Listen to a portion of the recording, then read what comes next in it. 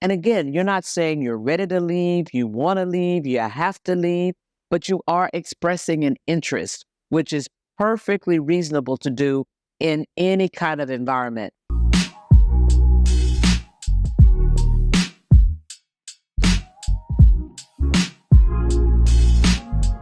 Well, we are almost halfway through the year. It's time to take inventory on how we are doing on our 2024 goals.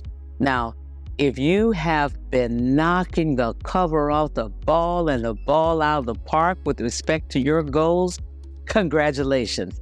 Keep your foot on the gas. Keep going. And now I'm going to challenge you with respect to whether or not you can dial it up a bit. Are there one or two other things that you might have put on that list in January that you thought would be a stretch? But now, given what you've done in the first 5 months of the year, you realize that you have some capacity because of the momentum that you've created. Well, think about one more thing you might be able to add to that list, or how you might take one of those goals now to the next level. Now, if you have not in any way even scratched the surface on your 2024 goals, now I'm going to ask you to ask yourself the following. What happened? Did you allow somebody else's problem to now become your problem? Did you allow yourself to be distracted with other things that were going on with other people, not focusing on your own goals? The question now you want to ask as number 3 is why? Were you afraid of failure or were you afraid of success? Oh yes, fear of success is a real thing. Sometimes people don't fully go after their goals because they are afraid somewhere inside that if they are successful, then what? Once you've had a chance to ask yourself what happened over these last 5 months, now you might want to think about whether or not you want to refine some of your goals. Maybe you had 5 goals. Shall we go for 3 now? Maybe you wanted to, let's say, lose weight. Well, what did you do with respect to putting together an exercise regimen? Have you changed your food? Are you drinking more water? Maybe you were thinking about exploring new jobs. Have you started to research the other opportunities? Have you started networking with people outside of your organization?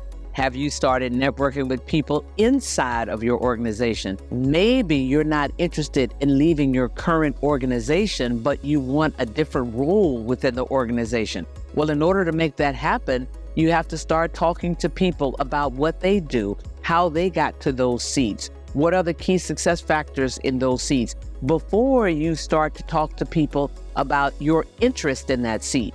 You want to make sure that you have as much information as possible before you say to someone, I really enjoy what I'm doing right now, but if there's ever an opening on your seat, I'd love to talk to you about it.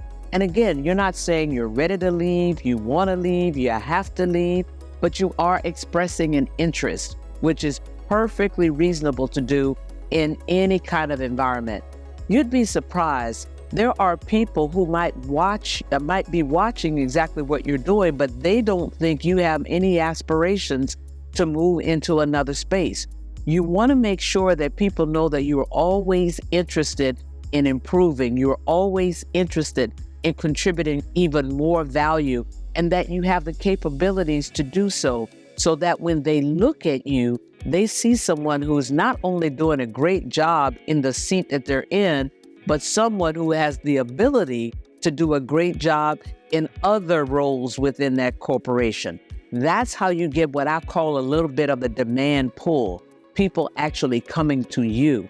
But all of these things are part of your strategy if your goal was, in fact, to move to a new seat, or to get paid more money, or to have more responsibility.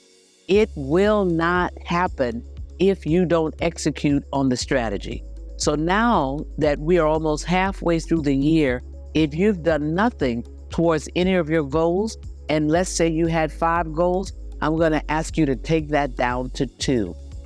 Can you prosecute 2 things in the next 6 months? My guess is you absolutely can, but you need intentionality around making that happen. And now, if you haven't done it on your own, that tells me you need an accountability partner. You need someone that's going to hold your feet to the fire and keep you honest and not allow you to pollute and populate your day with excuses. Who is that accountability partner? Because only you can make these goals happen.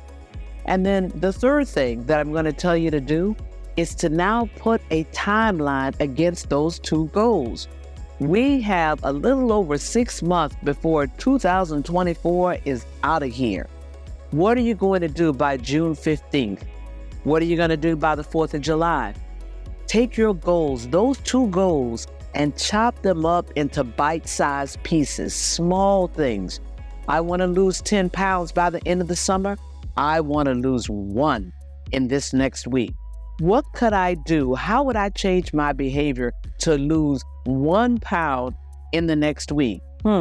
Maybe I'll drink 96 ounces of water. Maybe I'll stop eating by 7 p.m. every evening. Maybe if I have 3 pieces of toast in the morning, I'm going to try having 1. But make some change to see if that will get you even closer to your goal.